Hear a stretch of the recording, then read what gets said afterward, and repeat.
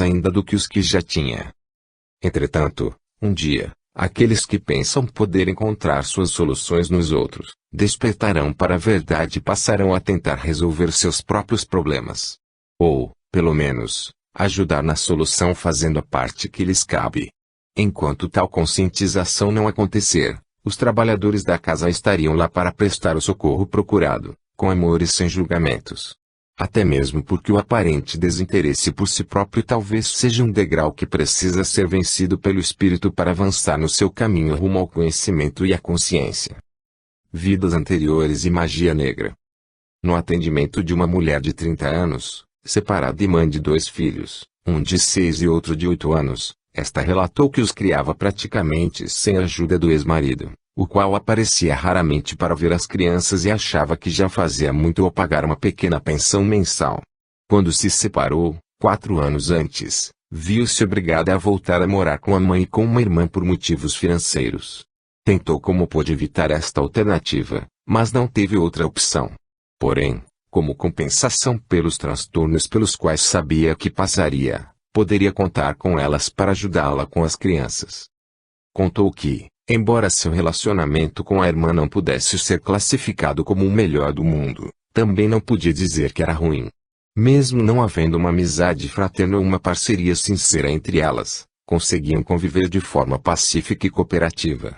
Tanto que, em sociedade, utilizando uma peça da casa, abriram uma pequena loja para a venda de produtos populares, a qual rendia o suficiente para o sustento de ambas.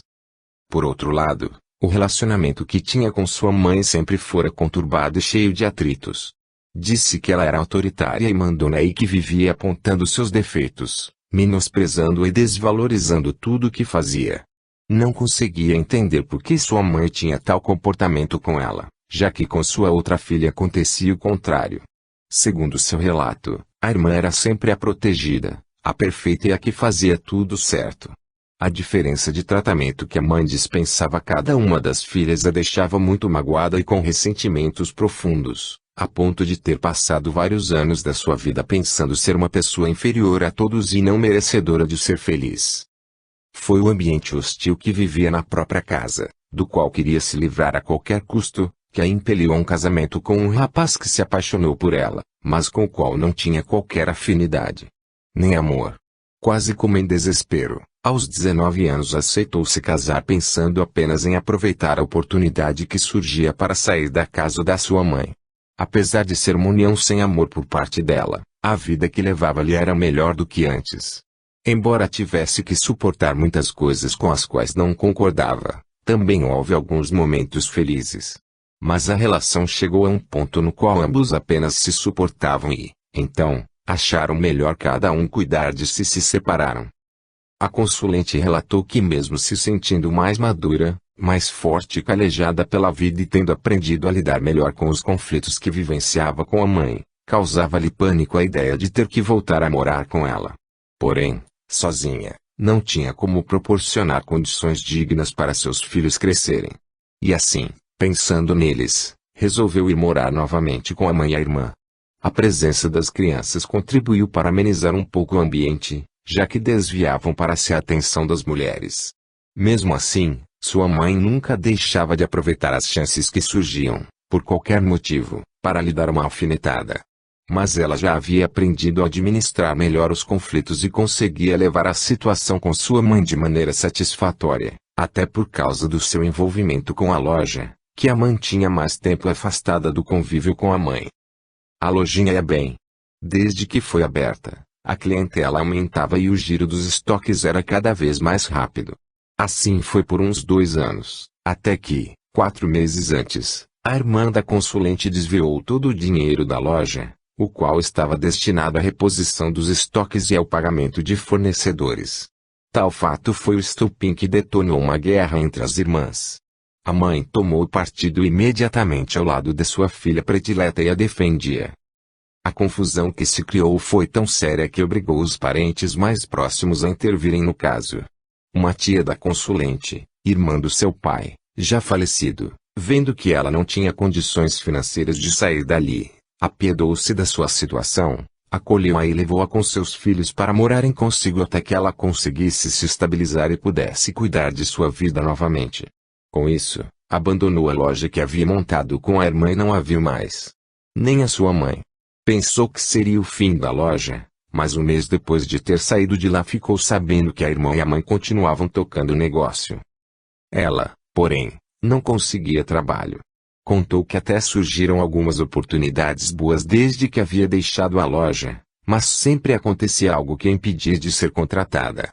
Concluindo o relato de tanto sofrimento, com lágrimas no rosto e profundamente sentida, disse que gostaria de encontrar uma explicação para o fato de ter se transformado no alvo de tantos sentimentos negativos que lhe eram dirigidos principalmente pela sua mãe, a vida inteira, e agora pela sua irmã também.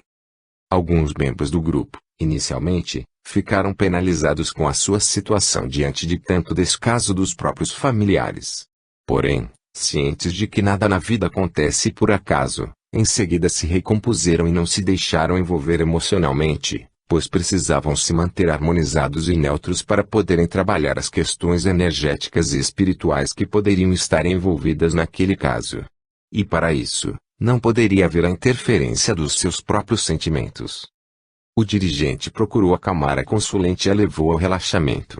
Antes de relaxar, ela ainda relatou que seus filhos estavam com sono muito instável. Desde que começara toda aquela confusão, as crianças acordavam assustadas quase todas as noites, no meio da madrugada, e só conseguiam dormir novamente se elas levassem para sua cama. Alguns médiuns já demonstravam sinais de sintonia com faixas que precisariam ser trabalhadas antes mesmo do dirigente comandar a abertura dos campos mental e energético da consulente. Um médium sintonizou com uma faixa de passado, outra visualizava um trabalho de magia feito contra ela e outro havia incorporado uma entidade. Para não provocar uma alteração brusca no padrão vibratório dos consulentes, é aconselhável que apenas uma ou, no máximo, duas das faixas que se apresentarem sejam trabalhadas num mesmo atendimento. Normalmente, as que não são tratadas num primeiro momento são congeladas para que sejam abertas novamente em um próximo atendimento. Porém, neste caso, apesar de serem faixas distintas, os médiuns sentiram que todas as manifestações estavam interligadas e precisavam ser trabalhadas ao mesmo tempo para que se resolvessem. Assim, o dirigente atendeu o médium que estava incorporado e outros dois médiums assumiram o papel de dirigentes atendendo os que estavam sintonizados com as demais faixas. A entidade que se manifestava demonstrava ódio pela consulente e satisfação por vê-la na situação na qual se encontrava. Referia-se a ela tratando-a no modo masculino. Dizia que não deixaria em paz e iria massacrá-lo, espezinhá-lo, atormentá-lo, e que não descansaria enquanto não o levasse para o lado de lá, junto aos desencanados, onde teria que prestar contas com muitos que já havia prejudicado. Garantiu que estavam apenas esperando para fazê-lo pagar pelos sofrimentos que havia causado a eles. Com a amargura característica das entidades dominadas pelos sentimentos mais baixos, desdenhava da consulente e procurava alertar o dirigente dizendo que agora ele estava ali, escondido num corpo diferente, fazendo-se de bonzinho e sofredor, mas, na verdade, é uma pessoa cruel, que nunca hesitou em sacrificar o que ou quem fosse preciso para satisfazer sua fome de poder e de riquezas. Uma médium, que visualizava a faixa de passado a qual a entidade se referia, esclareceu que o espírito que então estava encanado na consulente era, àquela época, um senhor de engenho, dono de uma bela e grande fazenda, a qual ele expandia cada vez mais usando qualquer meio que pudesse, inclusive eliminando os vizinhos que não quisessem lhe vender as terras pelo preço que ele queria pagar. Havia muitos escravos ali, os quais eram tratados de forma desumana e com extrema dureza. Aquele senhor de engenho achava normal a morte de escravos. Segundo seu pensamento, os que morriam eram os que não prestavam. Achava que um escravo, para ser considerado bom, teria que ser forte o bastante para suportar o tratamento que recebia. A entidade voltou a falar, reforçando o que a médium acabara de informar e completou dizendo que aqueles que o guardavam para o ajuste de contas eram os seus antigos escravos e outros contra quem ele atentara ou perseguira. Disse, ainda, que levou bastante tempo para encontrá-lo, mas agora que o havia localizado, não iria deixá-lo escapar. Com satisfação, Afirmou que já estava quase conseguindo o que queria. Nesta hora, já com as informações que precisava, o dirigente abordou a entidade dizendo a ele que nunca conseguiria o que queria porque ninguém, além de Deus, tem tal poder. Relembrou que o quase ao qual se referia já acontecera outras vezes nestes muitos e muitos anos de perseguição, nesta e em outras vidas, que ele empreendia contra quem julgava ser seu devedor, mas sempre acontecia alguma coisa que impedia a concretização do seu intento. Como estava ocorrendo naquele momento, no qual o espírito que fora o antigo senhor de engenho estava recebendo a ajuda da espiritualidade para poder continuar sua jornada encarnado aqui na Terra. Diante destas palavras, a entidade protestou alegando que era injusta a ajuda a quem tanto mal havia provocado, enquanto aqueles que sofreram em suas mãos continuavam abandonados e ainda sofrendo por sua causa. Enfurecendo-se, afirmou que eles mesmos fariam a justiça que achavam que cabia e ameaçou investir contra quem se colocasse no seu caminho, fosse quem fosse. Apesar do rompante deste espírito e da determinação nos seus propósitos, o dirigente conversava calmamente com ele apresentando argumentos e contra-argumentos que, pouco a pouco, iam minando suas convicções.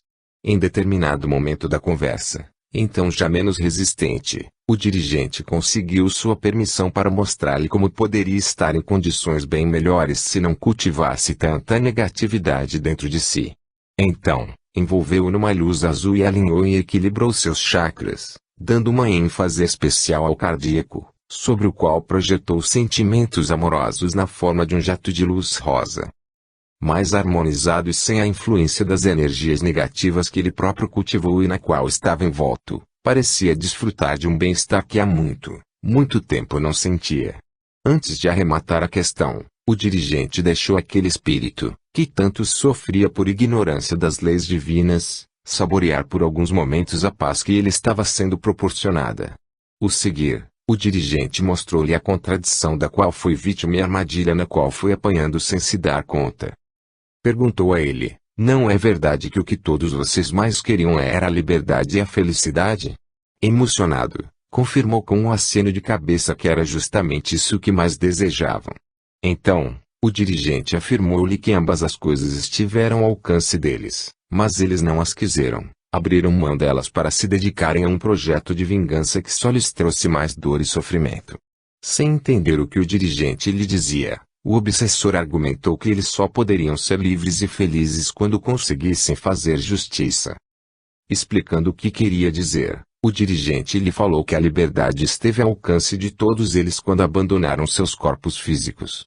Que, mesmo a passagem do estado de encarnado para desencarnado tendo acontecido de forma traumática, a partir daquele momento eles estariam livres das dores, das limitações e dos sofrimentos que seus corpos físicos sentiam. Que eles poderiam ter abandonado este plano e partir para outros para escolher e explorar uma imensidade de oportunidades que estariam abertas para cada um deles, o que os levaria a serem felizes fazendo o que gostassem e participando de uma vida completamente diferente, que poderia ser plena de realizações. Apresentou a contradição da escolha que fizeram a dizer que, em vez de terem optado pela liberdade e pela felicidade que estavam bem à frente deles, assim que se viram livres decidiram recolocar os grilhões e se prenderam novamente ao carrasco por meio das correntes do ódio e do desejo de vingança. Que se negaram a aceitar a ajuda oferecida por espíritos que vieram socorrê-los quando do desencarne e preferiram continuar ligados ao sofrimento e a quem o provocava. Que poderiam ter seguido em frente, deixado para trás suas mazelas e confiado na justiça divina para reparar as falhas cometidas, mas estacionaram na dor e no erro, sofreram ainda mais, fizeram outros sofrerem e assumiram um karma que não era necessário, pelo qual terão que responder. Sensibilizado e demonstrando arrependimento, o espírito sofredor repetia que não sabia de nada daquilo que estava lhe sendo revelado. Por fim, disse que estava cansado e disposto a abandonar seu projeto de vingança e iniciar uma nova vida longe de todo o mal que estava envolvido naquela situação. Queria descansar e ter um pouco de paz. Então, o dirigente pediu-lhe que repassasse aos seus companheiros de infortúnio tudo o que haviam conversado, que se mostrasse com sua nova aparência, mais saudável e equilibrada, e estendesse a eles o convite para acompanhá-lo a um local na espiritualidade onde cada um receberia o que estivesse precisando para se restabelecer. Não foi difícil convencê-los, já que estavam sob o seu comando. O dirigente estava prestes a encaminhá-los ao Hospital Amor e Caridade para o tratamento dos seus desequilíbrios quando o espírito em atendimento comunicou que ainda havia mais uma coisa que precisava dizer. Ele e seus companheiros não estavam atuando apenas sobre a consulente, mas também sobre sua mãe e sua irmã. Nada tinham contra elas, mas as usavam com o objetivo de atingir seu alvo. Conseguiam agir principalmente sobre a mãe, amplificando os sentimentos negativos que esta já possuía com relação à filha. Chegaram ao ponto de induzi-la a fazer um trabalho de magia negra contra ela. Esclarecida a questão, o dirigente encaminhou a todos para tratamento na espiritualidade. Com este relato final da entidade, os membros do grupo estabeleceram as pontes entre as três faixas que surgiram no início e entenderam por que precisariam ser trabalhadas juntas. Enquanto o dirigente tratava com a entidade que se manifestara, havia médiuns trabalhando com uma faixa de passado e outros lidando com um trabalho de magia que fora feito contra a consulente. Na faixa de passado que se apresentou, as três mulheres, a consulente, a mãe e a irmã, se dedicavam à prática de feitiçaria. Eram independentes umas das outras até que as que na vida atual eram a mãe e a irmã da consulente se uniram contra ela, dando início a uma guerra de magia entre as bruxas. Os motivos para tal contenda não ficaram claros, mas se relacionavam a ciúme ou inveja. Apesar de a briga ser de duas contra uma, a que estava sozinha levava vantagem, pois, enquanto as duas lidavam com energias pesadas e com seres trevosos, ela tinha mais conhecimento e, mesmo não tendo nada de santa, ligava-se a energias um pouco mais elevadas. A disputa se arrastou pelo resto de suas vidas e criou um forte sentimento de rivalidade entre elas. O espírito obsessor que se manifestara no atendimento não teve dificuldade de reacender tal sentimento no espírito que então era a mãe da consulente, pois o acesso a ela era facilitado devido às brechas que possuía graças à prática contínua, há várias encarnações, de ações e atitudes condenáveis. Ele reavivou na mãe as lembranças daquela vida passada, de modo que, no convivência com a filha, identificava nela mais a sua rival do passado, razão pela qual tanto a perseguia. Era necessário neutralizar as energias que repercutiam desde aquela existência terrena anterior. Foram recolhidos todos os utensílios que elas usavam para o preparo das magias naquela vida passada. Potes, poções, caldeirões, livros e tudo mais foram encaminhados na faixa do mago Merlin. As paredes, o teto e o chão dos lugares onde trabalhavam estavam recobertos por uma substância pegajosa, negra, impregnada de negatividade, onde circulavam animais diversos, como aranhas, escorpiões, vermes e lacraias, os quais foram recolhidos pelos médiuns e encaminhados à espiritualidade. Em seguida fizeram uma limpeza energética nos laboratórios das bruxas utilizando o vento solar e água do mar e todas as portas e janelas foram abertas para a luz do sol entrar. Por fim, deixaram uma pirâmide de cristal na cor violeta envolvendo cada um dos locais para transmutar as energias que ainda pudessem estar impregnadas ali ou que para lá se dirigissem através da mentalização inconsciente de alguma delas. Harmonizadas as energias daqueles locais, que deixariam de irradiar emanações daninhas, os médiuns passaram a trabalhar as pessoas. Para harmonizar o relacionamento entre elas, as três foram desdobradas e, através da contagem de pulsos energéticos, para cada uma foi providenciado o esquecimento daquela faixa de passado para que as lembranças inconscientes que provinham daquela vida anterior deixassem de influenciar suas vidas atuais. As três mulheres foram levadas de volta no tempo, até antes de reencarnarem, para relembrarem seus planos para as respectivas vidas presentes, nas quais, então, cada uma foi focada. Encerrando o trabalho nesta faixa, todas elas foram sintonizadas com as faixas do mago Merlin, para esclarecimentos a respeito do mau uso da magia e suas consequências, e dos senhores do karma, para esclarecimentos sobre os compromissos que cada uma havia contraído com as demais e as formas de cumpri-los. Nas encarnações seguintes, a consulente e sua irmã conseguiram se desvencilhar de boa parte dos liames nos quais se enredaram com a prática de magia negra, mas a mãe continuou lidando com energias pesadas nas suas encarnações seguintes. Embora tivesse conseguido manter certa distância da magia na sua encarnação atual, sem se envolver diretamente, ainda se sentia fascinada pelos seus mistérios. Tanto que o obsessor que se manifestara teve facilidade para induzi-la a voltar a usar tal recurso. As lembranças da vida passada na qual praticava magia negra e rivalizava com a que então era sua filha estavam registradas na sua memória espiritual. Elas foram reavivadas no seu inconsciente pela entidade e fizeram com que os sentimentos que vivia naquela época voltassem com força. Assim, os pequenos sucessos que a consulente obtinha incomodavam sua mãe, que quase não opôs resistência à influência que recebia para usar a magia a fim de prejudicá-la.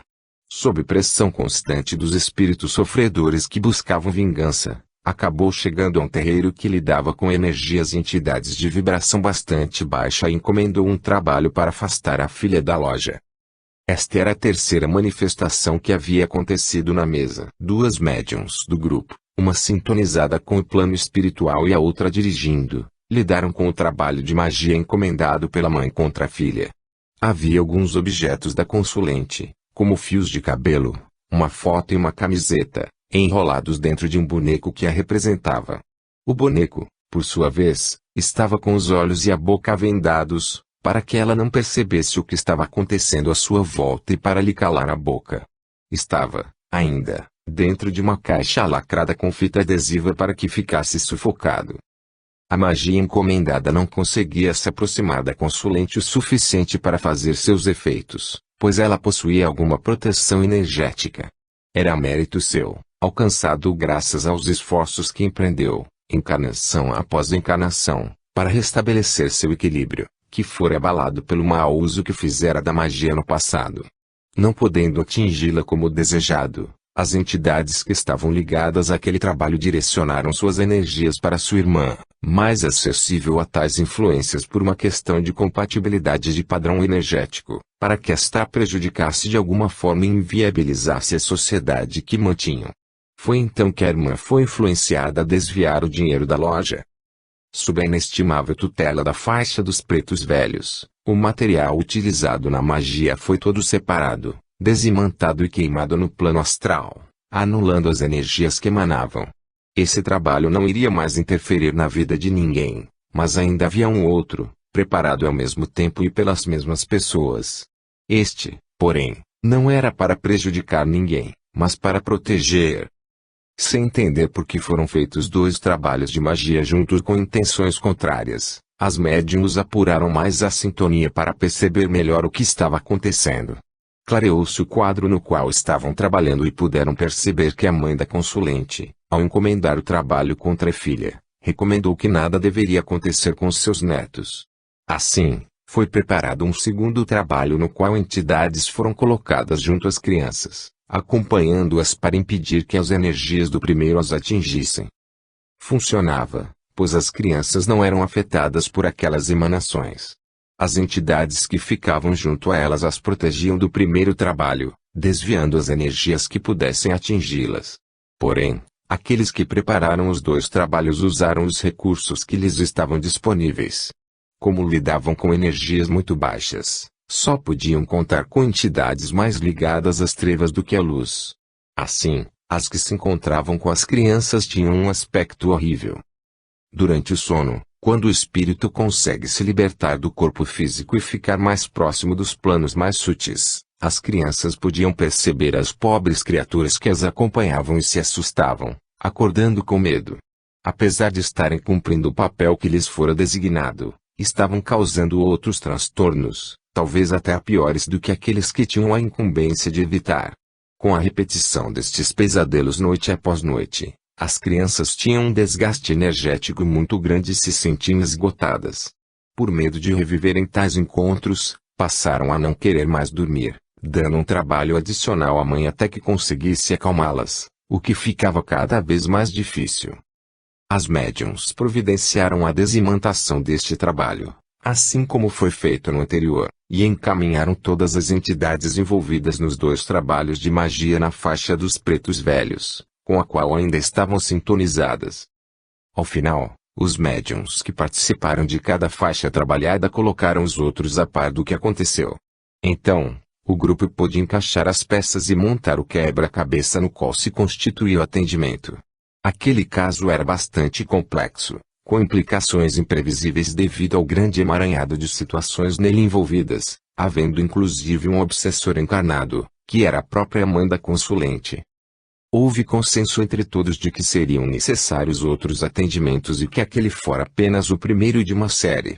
Tendo uma boa visão geral da situação na qual a consulente se encontrava, o dirigente a trouxe de volta do relaxamento para lhe passar algumas instruções, sempre com o cuidado de procurar promover a harmonia entre as pessoas. Por isso, falaria apenas o que pudesse melhorar a relação conturbada que vivia com a mãe e a irmã. Disse-lhe que foram harmonizadas as energias impróprias originadas pelas situações adversas vividas em família e que foram criadas condições para que, dali em diante, as animosidades entre elas se resolvessem com mais tranquilidade, as pessoas passassem a se respeitar mais e as mágoas e rancores dessem lugar a sentimentos mais positivos. Disse-lhe que seus filhos estavam sentindo um pouco o ambiente hostil que se criara entre elas e as mudanças que aconteceram, mas que logo isso passaria. Ouvindo tais palavras, a consulente ficou em dúvida se agira certo ou não tomando as atitudes que tomou, pois não pensou em como a situação poderia atingir as crianças. O dirigente se viu numa enrascada, não podia falar que o real motivo do mal-estar das crianças era a presença de entidades de baixa vibração junto a elas, mas também não poderia deixar que ela se sentisse culpada pelo que acontecera. Diante disso, disse-lhe que às vezes os conflitos são inevitáveis e úteis para estabelecer os limites até onde cada um pode avançar. Desde que a motivação para um conflito seja baseada na justiça, ele será educativo, pois ensinará e transmitirá valores positivos. Para as crianças, mesmo que cause um choque inicial, com o tempo, e principalmente com amor, será uma lição na qual aprenderão a lidar com as contradições humanas de uma forma natural. Se, pelo contrário, em vez de enfrentar a situação houvesse submissão, a lição que se poderia tirar daí seria negativa, podendo gerar desamor, rancores, revolta, além de outros sentimentos ruins. O dirigente recomendou à consulente que marcasse atendimento em um dos grupos de atendimento continuado da casa, salientando que a sua mãe e sua irmã eram as mais necessitadas de harmonização e que, através dela, poderiam acabar beneficiadas.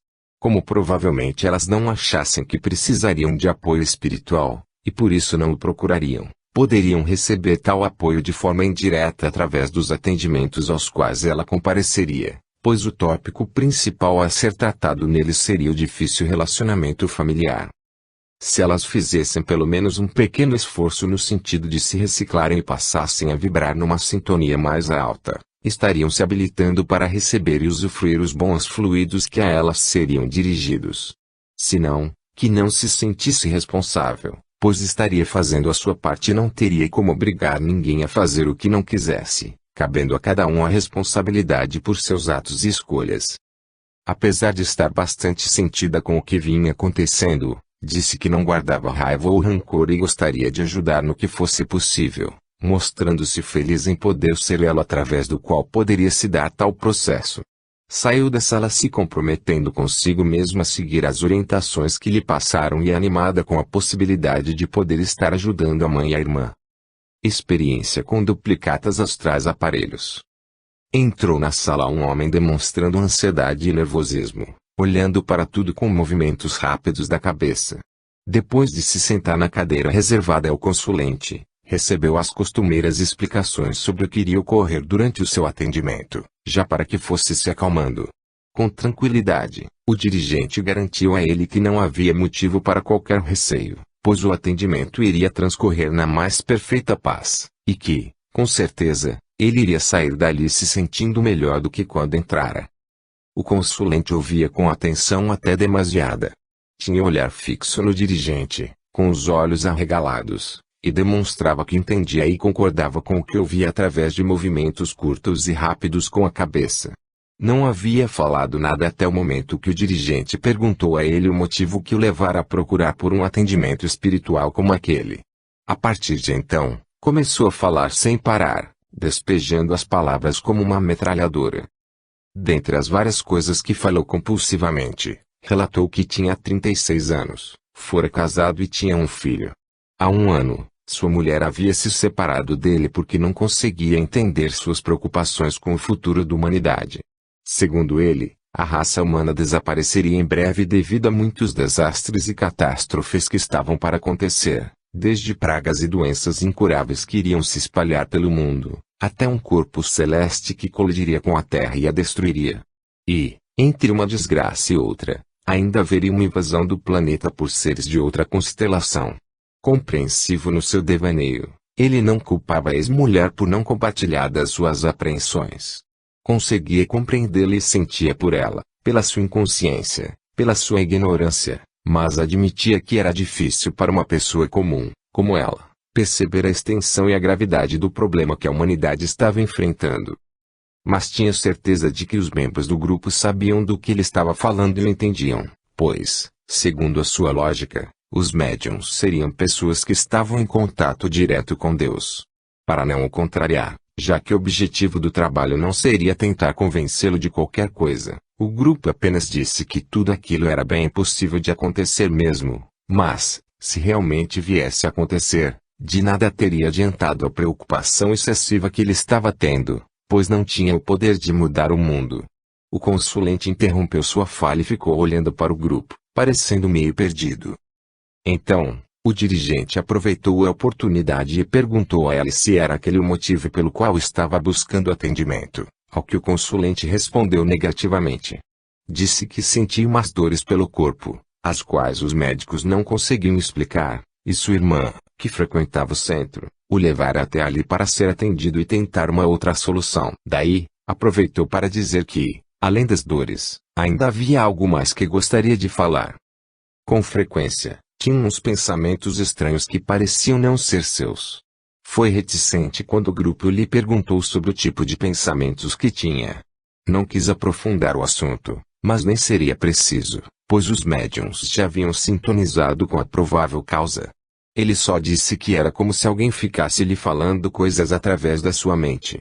Falou ainda que, às vezes, também se sentia em um lugar diferente. Exemplificou contando que podia estar em qualquer lugar, fazendo qualquer coisa, e, de repente, sentia-se como se estivesse em outro local ao mesmo tempo. Porém, não conseguia identificar que local era aquele. O grupo já conseguira as informações que necessitava e já havia médiuns sintonizados com uma faixa que precisava ser trabalhada. Para evitar que o consulente disparasse novamente sua metralhadora de palavras, o dirigente pediu que ele deitasse e o levou a relaxar para iniciarem o atendimento. Era nítido o desequilíbrio que o acometia. Poderia ser considerado louco com facilidade por qualquer um que o encontrasse na rua. Ele até poderia ter algum distúrbio mental, físico ou químico no seu organismo, mas não era só isso. Havia mais coisas influindo no seu estado. Os médiuns trocaram olhares significativos, já prevendo que o atendimento que se iniciava poderia ser bastante incomum. Por isso, o dirigente providenciou a elevação da vibração dos médiuns, reforçou a ligação do grupo com a estrutura espiritual que amparava a casa e pediu uma ajuda especial para o trabalho que os esperava. Em seguida, abriu os campos mental, energético e espiritual do consulente, dando início ao atendimento. Uma médium visualizou algo metálico junto ao consulente, de um material que lembrava o aço inox. Era um aparelho localizado nas suas costas, a uns 20 centímetros do corpo, que reproduzia a coluna vertebral em toda a sua extensão. Na altura do pescoço, assumia uma forma achatada que acompanhava o contorno da cabeça, envolvendo-a por cima, por trás e pelos lados, como um capacete. Apesar de parecer uma peça metálica, era maleável e acompanhava todos os movimentos do consulente. Do aparelho saíam o que pareciam ser inúmeras descargas elétricas contínuas atingindo diversos pontos do corpo físico, principalmente na cabeça, onde as descargas pareciam ficar mais densas. Do topo do aparelho, acima da sua cabeça, saía uma antena de mais ou menos 1 metro de comprimento que servia para transmitir e receber sinais. O objeto era impressionante, tal a sua perfeição. Com certeza, havia uma tecnologia muito avançada envolvida na sua confecção. O grupo precisava de mais informações sobre o aparelho para continuar o trabalho, de modo que o dirigente comandou o ajuste da frequência e da sintonia dos médiuns com aquela faixa para descobrir para que ele servia e como funcionava. A mesma médium que havia visualizado o aparelho relatou, então, que este atuava sobre o sistema nervoso central através das descargas elétricas, com cada uma se ligando a um terminal nervoso sensível a estímulos. Devido à grande quantidade de descargas que saíam do aparelho, era provável que este se conectasse a todo o sistema nervoso central do consulente. Então, um dos médiums intuiu que deveria ser invocada a faixa da nave Novox para prosseguir o atendimento. Assim foi feito e mais detalhes foram surgindo através das percepções dos médiums. Havia um fluxo contínuo e intenso de informações e estímulos circulando no aparelho. Chegavam através da antena e eram direcionados a terminações nervosas específicas no consulente e à sua mente, de acordo com a finalidade pretendida. O que o grupo pensou serem descargas elétricas, por ser a coisa mais parecida com o que existe no nosso mundo, na verdade eram os canais de comunicação utilizados para tais informações e estímulos chegarem ao seu destino. Por ali também retornavam informações do consulente até o aparelho para serem transmitidas para algum lugar. O grupo precisava descobrir a fonte das transmissões e ir até lá para continuar o trabalho. Então, o dirigente ajustou a sintonia do grupo à frequência utilizada para a transmissão das informações para segui-la e localizar sua origem. Em seguida, os médiums visualizaram uma imagem que começava a se formar. Era um corredor comprido e largo com vários tubos transparentes dispostos um ao lado do outro nas paredes laterais. O vão central era livre para circulação, mas não havia ninguém ali. Dentro de cada tubo, havia uma figura humana com um aparelho igual ao que detectaram no consulente. Desconfiando que as figuras dentro dos tubos correspondessem a pessoas reais, o dirigente executou uma contagem de pulsos para que a réplica do consulente fosse localizada, se ele estivesse ali representado. Os médiums foram levados até um ponto mais para o meio do corredor e pararam em frente a um tubo, dentro do qual estava a réplica procurada. A imagem em 3 dimensões era idêntica ao consulente em todos os detalhes, inclusive com o aparelho e suas conexões. Então, a médium que estava conectada com esta faixa desde o início comunicou ao dirigente que estava sintonizando com alguma manifestação diferente das que normalmente ocorriam. Disse sentir como se fosse uma incorporação, mas de um outro modo. Explicou que não conseguia visualizar a entidade, nem sentir sua vibração como de costume. A melhor forma que encontrou para definir aquele tipo de manifestação foi qualificá-la como mais distante e mais mental do que sensorial. Encorajada pelo dirigente a deixar fluir a manifestação, passou a falar o que lhe chegava. A entidade que se apresentava era um dos responsáveis pelo local onde estavam. Mostrava-se calma e confiante, sem se preocupar com a presença do grupo nos seus domínios. Porém, deixou claro que não estava gostando da intromissão dos invasores e assegurou que era muito fácil criar uma duplicata de cada um deles e passar a controlá-los dali, como já fazia com os que estavam representados nos tubos. Disse que eles até seriam espécimes interessantes para sua pesquisa, pois possuíam algumas características diferentes que ainda não haviam sido estudadas. A entidade referia-se à mediunidade. Diante disso, o dirigente esclareceu-lhe que o grupo estava ali em missão pacífica, pois uma pessoa que se encontrava dentro de um dos tubos havia procurado o grupo em busca de ajuda e que, por isso, ali estavam para resgatá-lo. Seguiram-se alguns minutos de conversa, nos quais o dirigente tentava conscientizar a entidade sobre os erros que cometia ao prejudicar outros e sobre o karma negativo que adquiria como consequência. Porém não conseguia resultado, pois ela tratava os membros do grupo como seres inferiores. De qualquer forma, informações importantes foram obtidas. O grupo se encontrava em um sofisticado laboratório no plano astral que pertencia a entidades com profundo conhecimento científico e tecnológico. Achavam que sua sociedade e a tecnologia que possuíam eram muito superiores às nossas. Tanto que se consideravam seres superiores. Até chamavam os encarnados de humanos, querendo sugerir que eles não pertenciam à nossa espécie. Os humanos eram vistos por eles como uma raça inferior e usados como cobaias para as suas experiências, do mesmo modo como nós usamos animais para as nossas. A alegação de que os animais usados em nossas experiências não possuem consciência, ao contrário dos humanos, a entidade concordou em parte. Reconheceu que somos dotados de certo nível de consciência, embora achasse primitivo e rudimentar. Para justificar seu ponto de vista, Alegou que bastava ver como tratávamos o planeta onde vivemos, explorando-o ao máximo, de forma irresponsável, e comprometendo-o como berçário de vida. Segundo seu argumento, bastava ver, também, como os humanos tratam seus semelhantes. Sua conclusão foi de que seres conscientes não agem da forma como nós agimos. Quanto a isso, infelizmente, o dirigente foi obrigado a lhe dar alguma razão, embora salientando que a humanidade estava inserida num processo gradual de aprimoramento consciencial, ao qual eles também estão sujeitos, querendo ou não, reconhecendo ou não. Por isso, não teriam o direito de usar pessoas como cobaias só porque ainda não atingiram o mesmo nível de consciência que ele achava possuir.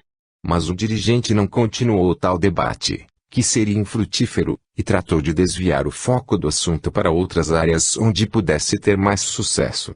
E assim, fui obtendo mais informações. O aparelho acoplado à cobaia e o que estava junto à sua duplicata, ambos idênticos, funcionavam do mesmo modo e um se comunicava com o outro. O aparelho ligado à duplicata transmitia a outro aparelho tudo o que acontecia com o clone e recebia as informações que o consulente gerava no seu. Do laboratório, os cientistas faziam suas experiências gerando os impulsos com os quais queriam atingir a cobaia e os aplicavam no clone. Os impulsos eram captados pelo aparelho junto ao clone e transmitidos para o aparelho que estava conectado à pessoa, o qual os reproduzia no seu sistema nervoso. Todas as reações energéticas, psíquicas e físicas produzidas na pessoa eram transmitidas de volta ao laboratório para posterior monitoração. Para isso, na parte inferior do tubo havia um equipamento que registrava todas as trocas e reações que ocorriam entre a vítima e o seu clone. Segundo a entidade que se manifestava, a finalidade das experiências era apenas estudar a raça humana. Encaminhando a finalização do atendimento, o dirigente argumentou que aquela atividade precisaria ser interrompida por estar prejudicando pessoas inocentes, que não sabiam o que estava acontecendo e não tinham qualquer relação com a sua organização. A reação da entidade foi de desdém. Disse que ninguém ali tinha condições para determinar o que deveria ou não ser feito.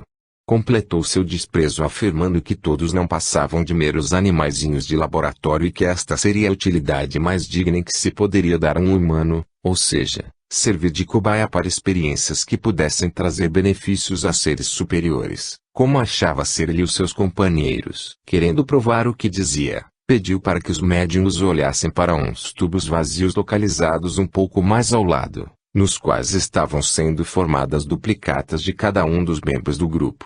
Diante da situação que se criara, era inevitável o confronto. Então, o dirigente reforçou a sintonia do grupo com a nave Novox, de onde veio a instrução, através de um dos médiuns, para que os trabalhadores apenas elevassem suas vibrações, energizassem-se ao máximo e aguardassem o final do processo iniciado pela entidade. Porém, deveriam fazer com que o sentido, ou spin, desta energia fosse inverso ao da energia existente naquele local. O dirigente comandou a energização e a elevação da vibração dos médiums através de contagem de pulsos energéticos, envolvendo a todos em um feixe de luz branca formado a partir da nave Novox. Em seguida, o spin da energia que obtiveram foi invertido e ficaram aguardando. Assim que os clones ficaram prontos dentro dos tubos, começou a formação dos aparelhos, simultaneamente, nas costas dos médiums e das duplicatas. Após se formarem, foram ligados. Neste momento, faíscas saltaram em toda a extensão dos aparelhos que estavam junto aos clones dos médiums, como se tivesse acontecido um forte curto-circuito.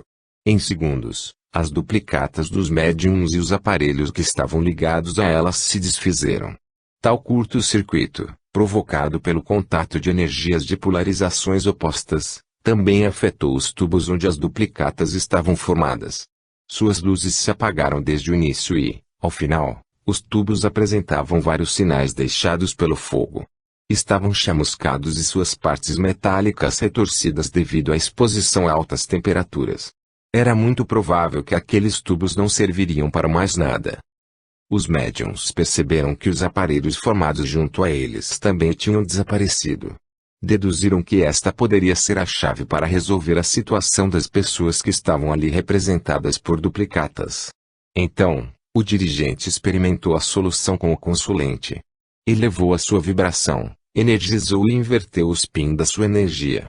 O efeito na sua duplicata, no tubo que a continha e nos aparelhos foi o mesmo que ocorrera com os dos médiuns. O processo precisaria ser repetido para os demais clones que estavam lá. Seguindo a própria frequência utilizada pelos aparelhos a eles conectados, as pessoas que estavam sendo submetidas às experiências foram localizadas e ligadas à faixa da nave Novox. A vibração delas foi elevada, foram energizadas e foi invertido o spin das suas energias. O efeito no laboratório foi fantástico. Ao mesmo tempo, todos os aparelhos ligados aos clones entraram em curto-circuito emitindo descargas elétricas e faíscas que iluminaram o ambiente por alguns segundos. Como acontecera antes, os clones e seus aparelhos desapareceram, assim como os que estavam ligados às cobaias encanadas, restando no local apenas os tubos calcinados e retorcidos. Então, foi enviado ectoplasma carregado de energias curativas às vítimas das experiências, para a regeneração dos pontos que sofreram danos nos seus diversos corpos. Nesta altura do atendimento, a médium que havia sintonizado com a entidade que se manifestara sentiu que esta se afastava e falou ao dirigente o que ocorria. Poderia estar fugindo, ou se afastando por algum motivo. Em auxílio ao grupo, outro médium expôs percepções que lhe chegavam da nave Novux explicando o que acontecia. A entidade e todos os seus companheiros, assim como todos os equipamentos e artefatos do laboratório, estavam sendo recolhidos pela espiritualidade. As características incomuns do atendimento surpreenderam os médiuns.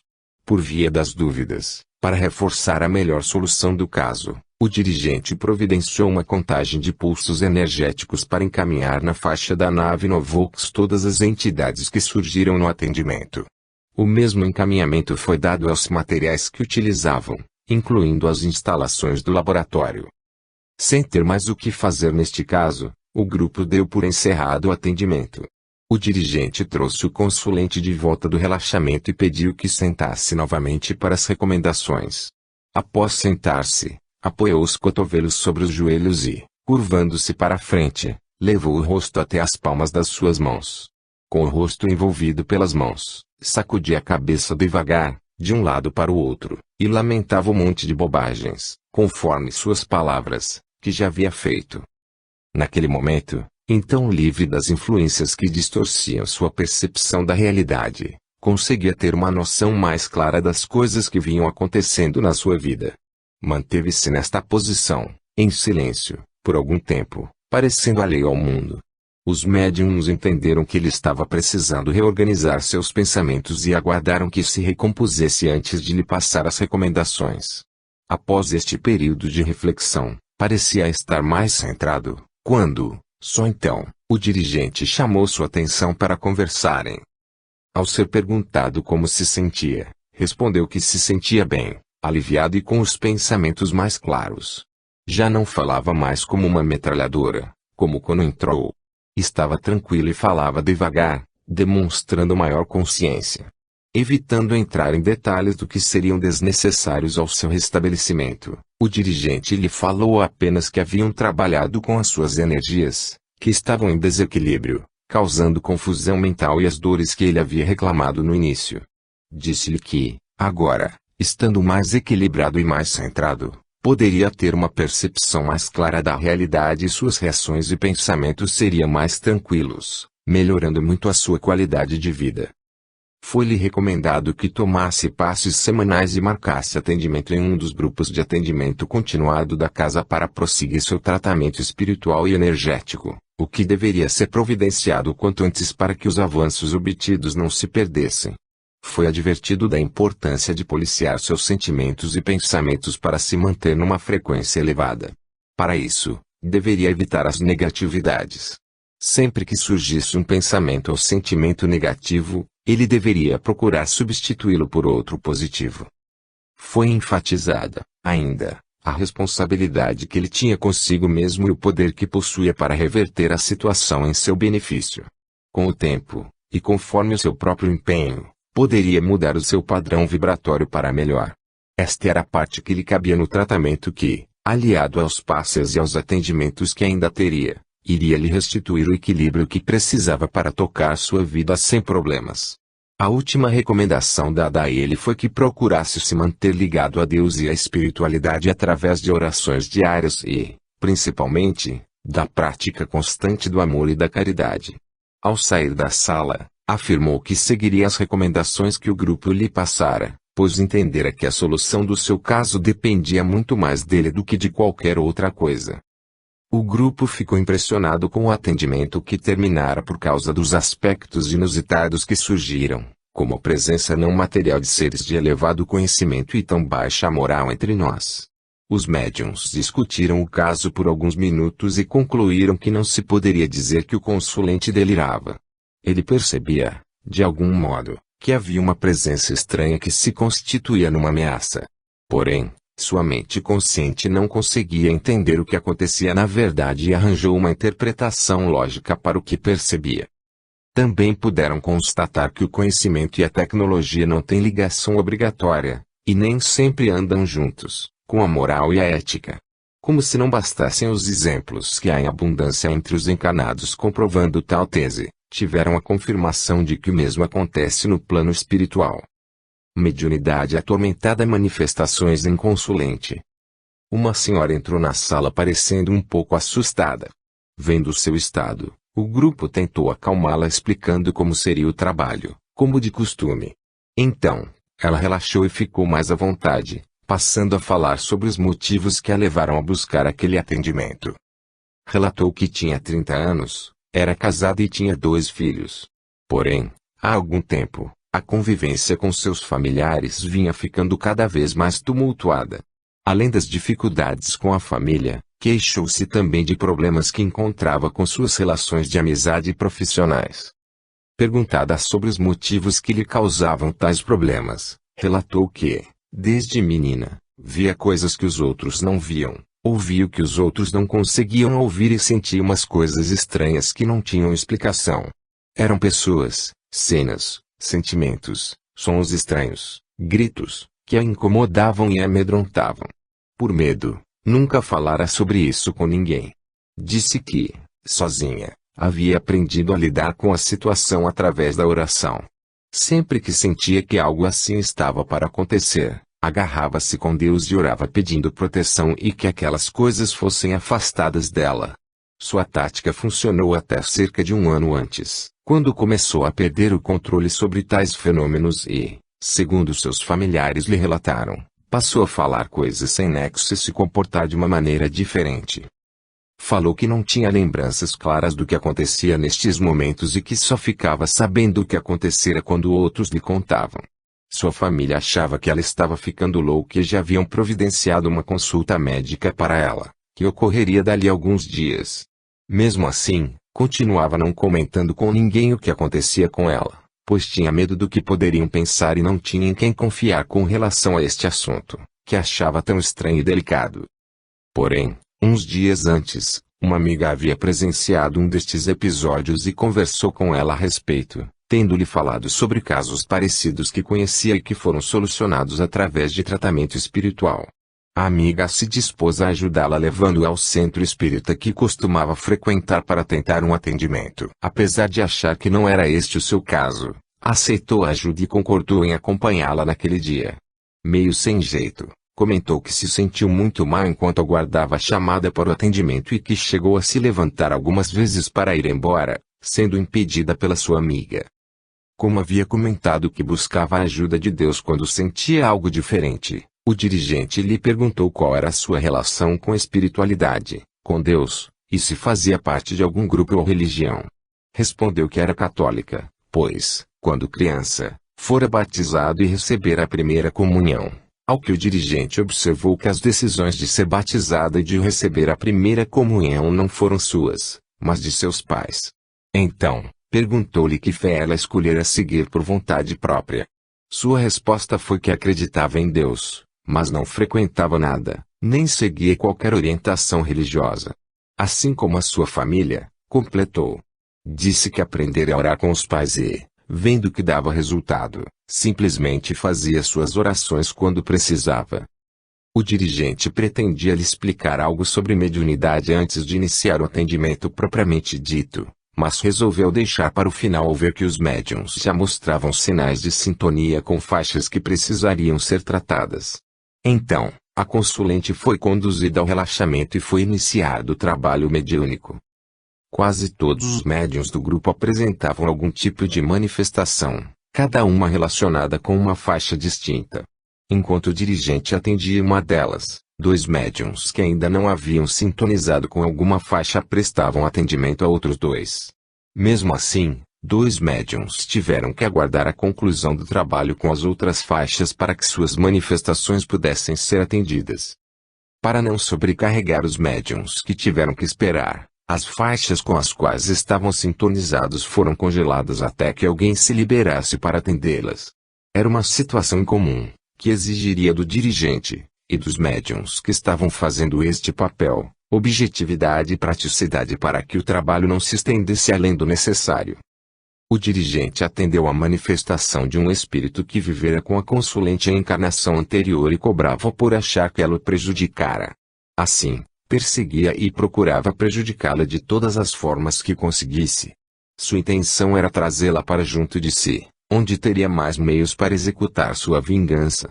Para alcançar seus objetivos, tentava induzi-la a pensamentos negativos, a hábitos nocivos à sua saúde, brigas, desentendimentos e atitudes que pudessem, segundo pensava, acelerar seu desencarne. O espírito vingativo foi conscientizado de que, ligando-se daquela forma a ela, estava apenas perdendo tempo na sua jornada espiritual e deixando de aproveitar as oportunidades evolutivas que lhe surgiriam. Após a doutrinação, aceitou ser encaminhado à espiritualidade para receber os cuidados que estava precisando para se restabelecer dos desequilíbrios que o acometiam. Enquanto isso, um dos médiuns atendia o colega que estava em sintonia com a casa da consulente. Lá havia uma penumbra impedindo a entrada de luz e muita negatividade impregnada nos objetos e na casa. Espalhadas pelo ambiente, ainda havia várias coisas plasmadas no plano astral, como trapos sujos e materiais em decomposição, que ajudavam a manter a baixa frequência do lugar e das pessoas que lá viviam. Investigando a origem de tudo aquilo, constataram que as próprias pessoas que viviam ali produziam as energias negativas que ficavam impressas no local, as quais eram aproveitadas por espíritos oportunistas que ficam vagando no plano material. Estes, atuando sobre os familiares invigilantes, procuravam reforçar a predisposição que tinham em agir e pensar negativamente, para que o ambiente se mantivesse sempre impregnado com energias das quais pudessem tirar proveito. Foi estabelecida uma comunicação à distância com os espíritos que estavam na casa, sem que fosse necessária uma incorporação. O médium que dirigia o atendimento falava-lhes explicando que eles não precisavam se nutrir com energias ruins, como estavam fazendo, pois no universo existia energia de boa qualidade em quantidade infinita, bastando que elevassem suas vibrações para ter acesso a elas. Ouviam no meio descrentes, até que foi provocada a elevação das suas frequências e lhes foi direcionada uma energia positiva que os fez se sentirem melhor e desejosos de continuar usufruindo-a. Assim, não hesitaram em abandonar a casa, sendo encaminhados ao Hospital Amor e Caridade para receberem os cuidados que estavam necessitando. Faltava apenas restituir o equilíbrio das energias da casa. Então, foi adotado o procedimento padrão para tais casos, ou seja, uma limpeza energética do local. Portas e janelas foram abertas para que a luz do sol e a sua energia entrassem, tomando o lugar da penumbra e queimando alguns miasmas. Os objetos plasmados no local foram reunidos e encaminhados à espiritualidade e, a seguir, foi passado um vento solar pela casa, queimando as negatividades e energizando-a. Depois, foi formada uma onda do mar que varreu o local levando os resíduos energéticos para o fundo do mar, para reciclagem, e deixando tudo recoberto com cristais de sal grosso, que refletiriam a luz que incidisse sobre eles e a espalhariam pelo ambiente, carregada de energias harmonizantes. A outra faixa que estava sendo atendida paralelamente às duas anteriores referia-se a um aparelho astral instalado na consulente, na sua região abdominal. Estava conectado aos seus chakras inferiores, básico, umbilical e plexo solar, e atuava sobre eles interferindo nas suas trocas energéticas. Como ela apresentava uma vibração mais próxima da matéria, pouco se preocupando em aprimorar o seu lado energético mais sutil, Suas ações e reações se fundamentavam, predominantemente, nas energias mais densas que transitam na região destes chakras. Por isso, foram escolhidos como alvos, tanto por ser mais fácil manipular tais energias, mais primitivas, mais pesadas e mais intensas, como pela possibilidade de exercer um maior controle sobre a consulente, já que suas decisões eram baseadas nestes centros de força. O aparelho